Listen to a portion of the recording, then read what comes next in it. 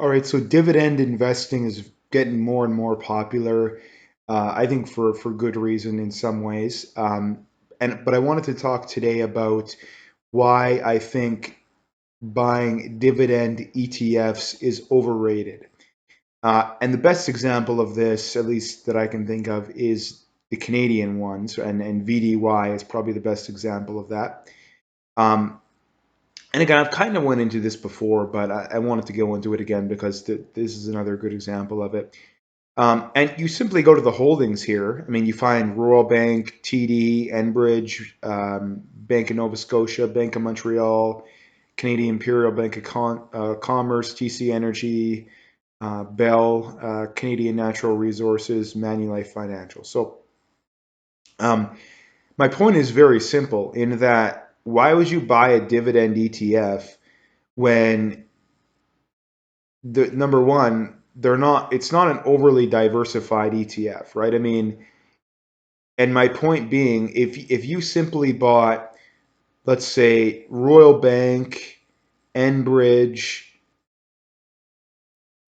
Canadian Natural Resources, Manulife, honestly, like that's probably like if you just bought those, that's probably providing what 80 to 90% of the diversification that this fund is has, right? Because I mean, if you look at Canadian dividend stocks specifically, again, they are they're almost all banks or in the financial sector at the very least, in the energy sector, in the utility sector, and I mean that's basically it, right? That's basically it. So why not just buy the best company in each of those sectors and just hold those stocks?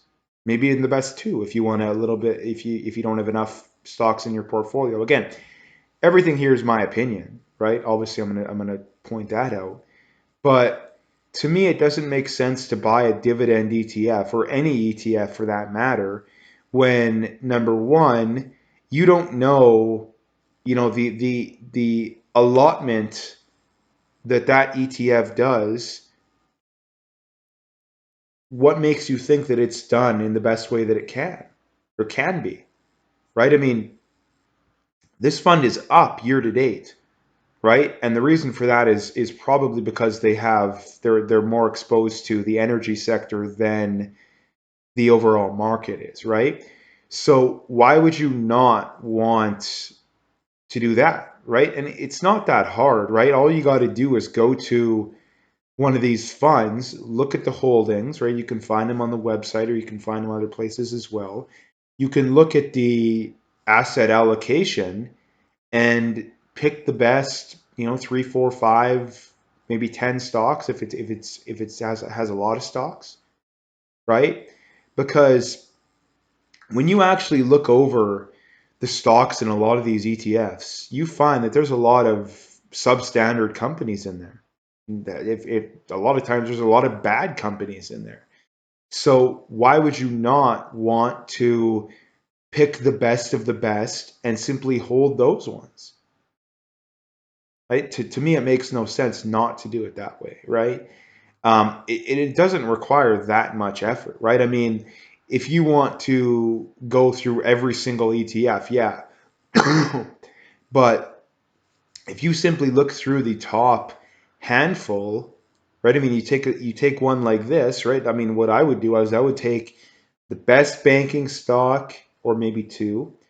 Maybe you take Royal Bank and Manulife, right? You take Enbridge, which I don't think is a great choice, but it does have a very good dividend.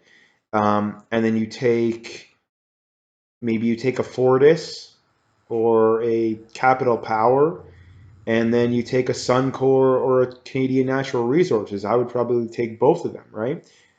It can be as simple as that, right? And you get the best of the best, right? Obviously, do your own research, but you get the best, right? I mean, another important thing with a lot of these funds, not all of them, but again, you can look at the expense ratios, right? The one on this is only 0.21, which isn't that big, but again, over 30 years, that is quite a bit, So that's just another reason not to buy ETFs. Again, not that they're bad choices by any means. I'm not saying that. I'm simply saying that why would you not want to beat the indexes? Why would you not want to beat them? Especially if it doesn't require that much effort. So anyway, that's what I wanted to bring up today. If you liked the video, hit that like and subscribe if you haven't already, and stay tuned for more.